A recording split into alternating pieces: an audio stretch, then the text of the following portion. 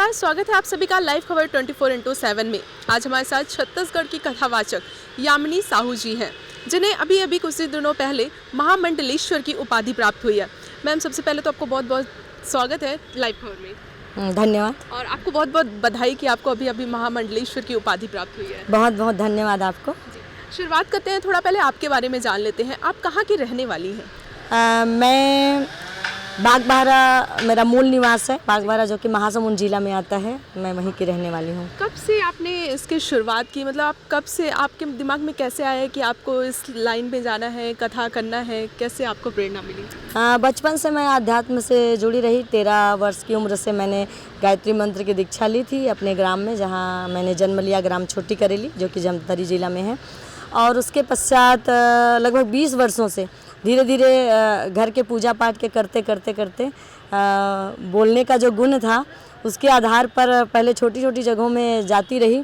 उसके बाद आसपास के लोग बुलाते रहे प्रवचन के लिए, घंटे 2 घंटे के। फिर इस तरह से अब मेरी रुचि बढ़ती गई और मैंने गहन अध्ययन किया, और उसके बाद फिर मैं कथावाचक के रूप में समाज में स्थापित हुई। अब तक आपने कहाँ कहाँ कथा सुनाई है लगभग? अभी तक छत्तीसगढ़ के अलावा मध्य प्रदेश है, बिहार है, उत्तर प्रदेश है, राजस्थान है, उड़ीसा है, और अन्य अलग अलग, गुजरात है, अलग अलग प्रयाग है। कुंभों में भी जैसे कि सिंहस्थ महाकुंभ जो उज्जैन में हुआ था, उसमें भी, प्रयाग के महाकुंभ में भी, ऐसे हरिद्वार में, वृंदावन, ऐसे अनेकों प्रांतों में मैंने लगभग भागवत की कथा कही है। जी, कौन सी कथा आप सुनाती हैं? मैं श्रीमद् भागवत की कथा, शिव महापुराण की कथा, देवी भागवत और श्री राम कथा। आपको ये जो उपाधि प्राप्त हुई है महामंडलेश्वर की, थोड़ा इसके बारे में जान लेते हैं। दर्शकों को जानना चाहेंगे, दर्शक भी, होती क्या है ये उपाधि, मतलब किस प्रकार की होती है? जैसा कि एक क्रम होता है, जैसे नर्सरी क्लास से आप 10th 12th तक पहुंचते हैं, वैसे ही एक पंडित होता है, फिर आचार्य होता है। आचार्य के बाद फिर श्री 108 महंत होते हैं, फिर दंडी स्वामी होते हैं, फिर दंडी स्वामी के बाद में महामंडलेश्वर का पद होता है, और महामंडलेश्वर के बाद में फिर जगत गुरु का पद मिलता है, और उसके बाद में जो अंतिम पद होता है वो शंकराचार्य का होता है। तो एक बहुत बड़ा, वास्तव में देखा जाए तो महामंडलेश्वर का पद एक बड़ा पद है धर्म के, आध्यात्म के क्षेत्र में। जो कि आप एक महिला हैं, तो कई तरह की कठिनाई आई होंगी जब आप इसमें आगे बढ़ी होंगी। किस किस तरह की कठिनाई आई और आप उससे उभर के सामने आई? हाँ, जब से मैंने कथा की शुरुआत की है, एक तो मैं महिला हूँ, ऊपर से मेरी जाति ब्राह्मण नहीं है, मैं तेली समाज से हूँ। तो इसके कारण से विरोध लगातार मेरा होता रहा कि मैं कथा की, व्यास की अधिकारिणी नहीं हूँ। लोगों ने कई बार प्रयास किया मंच से उतारने का, कई प्रकार की धमकियाँ भी दी, विरोध भी किया, मेरे लिए ज्ञापन भी सौंपे FIR कराने के लिए।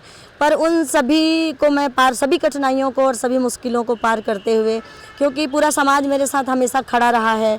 ये हमारी जो बहनें देखी हैं, हर पल मेरे साथ ये लोग खड़ी रही हैं, और मेरा पूरा समाज के साथ साथ पूरा छत्तीसगढ़ का ही नहीं, पूरे भारत देश के जो लोग हैं, जो जातिवाद से ऊपर उठकर काम करते हैं, ऐसे सभी लोग मेरे साथ रहे और मेरा हौसला बढ़ाते रहे, जिसके कारण आज मैं यहाँ तक सबके आशीर्वाद से पहुँची हूँ। कुछ सालों पहले आपको धमकी मिली थी, किस प्रकार की धमकी थी वो, मतलब क्या कहना चाह रहे थे धमकी में? धमकी यही मिली थी कि मैं तेली जाति से हूँ और एक महिला हूँ, जिसके कारण से मैं व्यासपीठ पर बैठकर भागवत की कथा नहीं कर सकती, और अगर आप भागवत की कथा करती हैं तो आपको मंच से आकर हम सब उतारेंगे, आपको कथा करने नहीं देंगे। इस प्रकार की धमकी मिली थी, पर पूरा देश मेरे साथ आ गया था, और जिसके कारण से उनकी एक नहीं चली। और जो लोग ये कह रहे थे कि मंच तक आकर उतारेंगे, उनके दूर दूर तक कहीं अता पता नहीं हुआ। और मैंने भी FIR दर्ज करवाया था, तो उस पर भी कुछ 1-2 लोगों पे कार्रवाई हुई, और अभी तक वो अधूरा पड़ा हुआ है, अभी तक उसमें कार्रवाई नहीं हो रही अभी कुछ भी। जी, आपको ये जो उपाधि प्राप्त हुई है, कितना खुश नसीब समझती हैं आप अपने आप को? मैं क्या कहूँ, मुझे बहुत अत्यंत खुशी हो रही है, और मुझे अकेले की को नहीं, मतलब पूरे समाज को ही इस बात से हर्ष है, और सभी तरफ से बधाइयाँ आ रही हैं। और जो ये उपाधि मिली है, मैं इस उपाधि को पूरे देश के उन लोगों को और हमारे प्रदेश के उन लोगों को समर्पित करना चाहूँगी, जिन लोगों ने विपत्ति के समय में और विरोध के समय में मेरा साथ दिया और मेरे साथ खड़े रहे। ये उपाधि मैं उन सबको समर्पित करना चाहूँगी।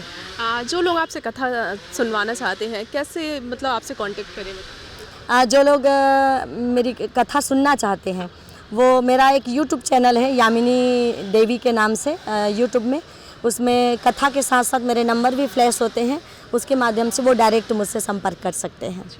महिलाओं के लिए क्या संदेश है, क्योंकि आप एक खुद महिला हैं? महिलाओं के लिए मैं यही कहना चाहूँगी कि जब हम किसी भी कार्य को समाज में करने के लिए घर के अलावा जब घर से बाहर समाज में किसी भी कार्य को हम करने के लिए निकलते हैं तो निश्चित हम महिलाओं के लिए वो बहुत कठिन दौर होता है कि घर को मेंटेन करना और घर के बाद बाहर सर्विस हो, जॉब हो या फिर समाज हो या फिर धर्म का क्षेत्र हो।